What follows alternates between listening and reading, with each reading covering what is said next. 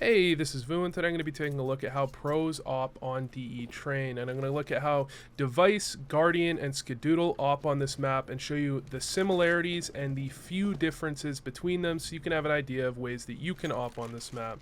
Now, the first thing to recognize here is that most defaults do end up looking the same for a lot of teams on this map. So most oppers early round, including all of these three, will be heading towards Ivy, holding for the push for a little while with one player supporting them at Ivy, sometimes two. They'll be clearing out the op angles at the end of Ivy before holding the angles for a little bit and then rotating off back to T-Con or inner depending on where they're going. They might also throw some sort of smoke that lands towards the left side of Ivy depending. However, that doesn't happen every time. Then they're going to head over and their team is going to execute on one area and they're going to basically play after plan. That's the general idea of opping on this map. Unlike a lot of other maps, there really isn't very much variance in how oppers play during specific strategies. On a map like Mirage or Dust 2, you might see a lot more variance in terms of how oppers play. However, you'll see that all Skadoodle, Guardian, and Device typically hold down 6 lane as their players execute towards outer, their goal being to prevent anybody from peeking out in the angle that oppers or riflers have a tendency to peek out, especially because they're pressured in the front or the other side of the green train there, or Ivy train, and they want to kind of go to hell for safety. You can catch a lot of free kills there before playing after plant with one of the strongest after plant guns on this map. On a lot of other maps, the op isn't necessarily the best after plant gun. However, on train at both inner and outer, it's probably the best after plant gun, and thereby being able to stay near T-Con or near top middle while the bomb's planted for you with an op can actually basically win your team a lot of rounds where you're already at a disadvantage, because your op is just in such a great position to get those free kills on players peeking and clearing different angles.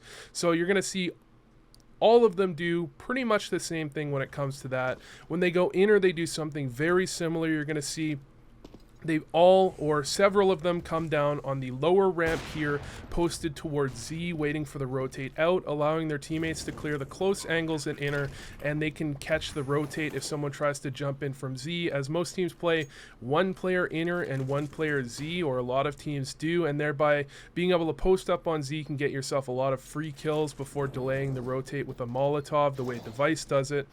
Or you can see some of these players go towards upper and do something similar. What you do when you go towards upper, you get a better hold on the back lane. You can prevent people from jumping across towards the upper ramp. You're also playing a little bit more safe because you're not actually vulnerable to the player at Pop Dog peeking out to lower ramp, and you can get a little bit of leverage on the player at back bomb. However, you're not in the greatest position to grab that kill.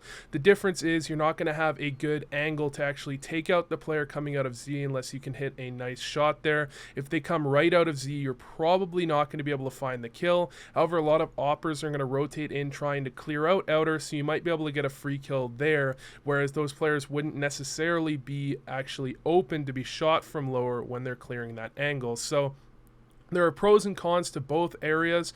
The other pro to going towards upper is that you have an easier time turning around to watch the flank. When you're on the lower ramp, if someone quick flanks from ladder, you're pretty vulnerable because the shot that you're looking for there is actually quite hard, and you'll see that Device actually tosses a smoke to deal with that quick flank. He could potentially hear someone fast flanking, so that might be an advantage of going to lower ramp.